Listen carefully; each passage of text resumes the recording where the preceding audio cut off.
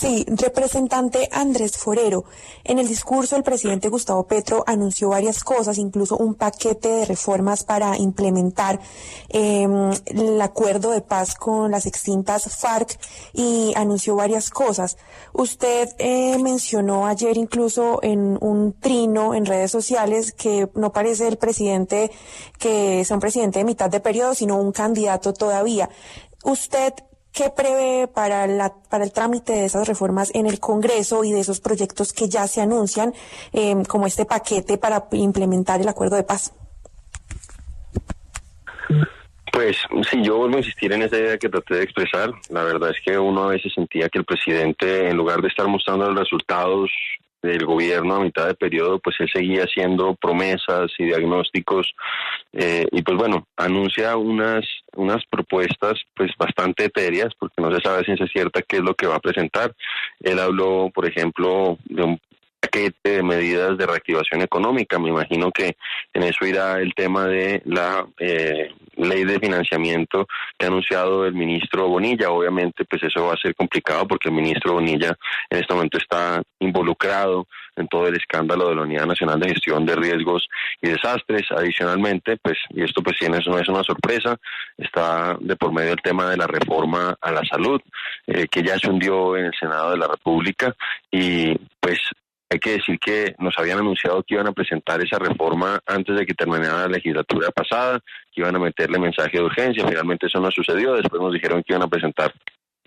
el 20 de julio. Y pues el ministro de la cartera pues salió a decir hace unos pocos días que supuestamente van a retrasar la radicación de ese proyecto porque estarían buscando un gran acuerdo nacional. Vamos a ver si en este caso sí es cierto el tema del gran acuerdo nacional o sencillamente es la misma retórica de siempre para tratar de imponer de manera unilateral la visión del presidente. Y finalmente están esos temas de paz que tampoco queda claro qué va a suceder. Me llamó la atención que el presidente no haya hablado del tema de la constituyente el día de ayer. Yo creo que era pues el escenario natural para que hablara la constituyente, sobre todo cuando el ministro Cristo ha dicho que si hacen una constituyente la van a hacer en el marco de la Constitución y de la ley, y obviamente ese era el momento para que el presidente nos dijera realmente qué es lo que le molesta de la Constitución actual y qué es lo que necesita cambiar. Y por otro lado, me parece que dejó cierta ambigüedad a propósito del significado del fast track, porque pues el presidente saliente del Senado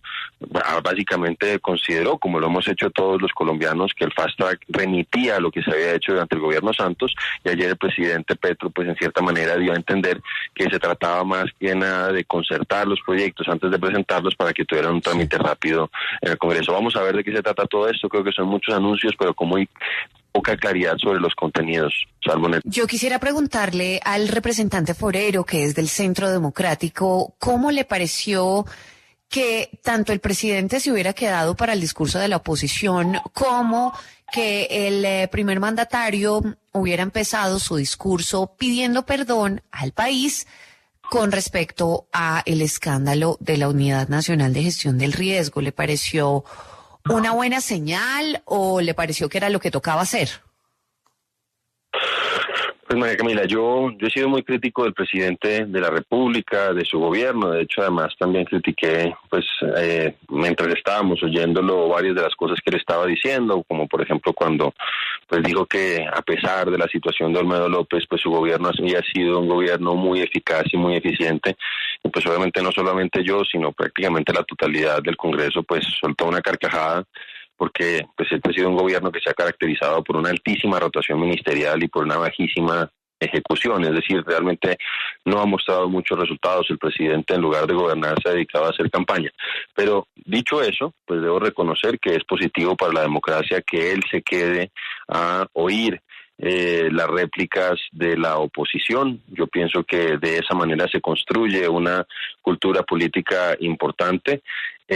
Y adicionalmente, pues yo pues celebro que se reconozca por un lado lo que está sucediendo con la unidad, con lo que sucedió con Olmedo, con la Unidad Nacional de Gestión del Riesgo, pero pues esto hay que complementarlo con lo que él ha dicho en sus declaraciones públicas y en sus trinos de internet y en sus trinos de X, y es que la realidad es que él va a entender que supuestamente él fue el que dio a conocer la situación que se está viendo en la Unidad Nacional de Gestión del Riesgo, que él apenas supo que había alguna situación con Olmedo Olmedo López, él lo había sacado, y lo cierto es que eso no sucedió así. Hay que decir que lo sacó inicialmente la Contraloría por otras cuestiones y que él en ese momento lo defendió y dijo que cómo era posible que lo hubieran sacado, y después fueron las revelaciones principalmente de Paula Bolívar de la W y también en alguna medida de la unidad investigativa del Tiempo los que lograron que saliera a la luz todo lo que estaba sucediendo, y el presidente aún así se demoró en sacar al señor Olmedo López, y cuando lo sacó no lo declaró insubsistente, sino que dio la posibilidad de que renunciara.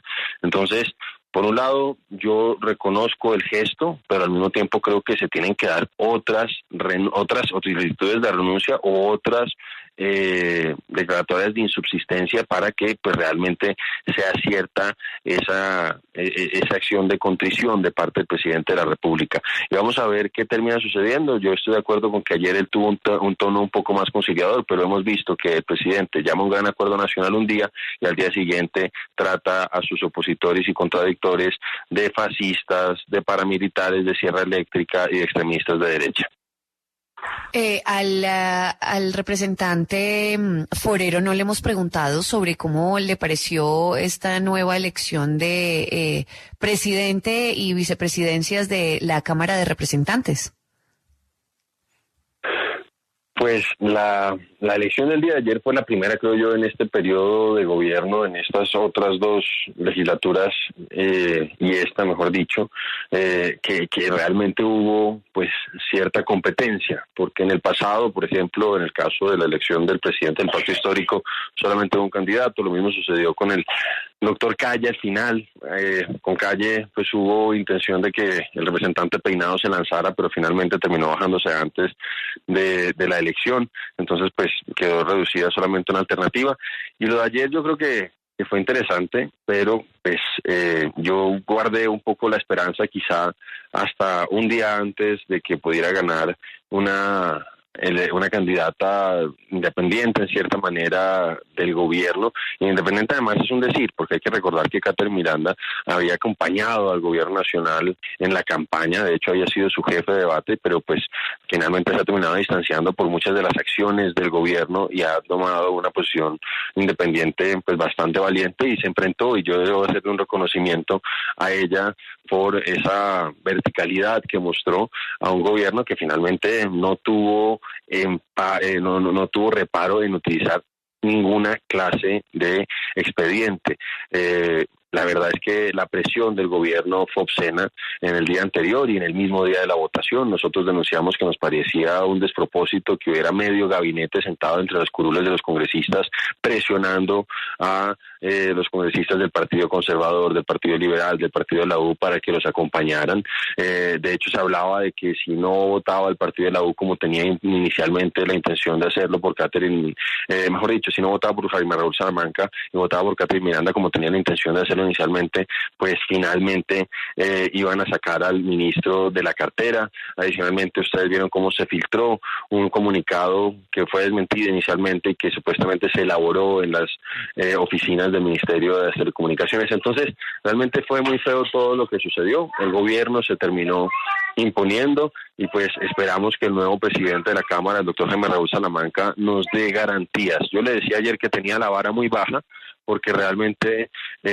los dos presidentes anteriores pues no nos habían dado garantías suficientes, prácticamente desaparecieron el control político de la plenaria de la Cámara, nos forzaron a hacer como control político solamente las mociones de censura. Entonces yo le dije que ojalá pues nos diera esas garantías que no nos dieron los presidentes pasados, que en cierta manera trataron de convertir a la Cámara de Representantes en un apéndice del gobierno.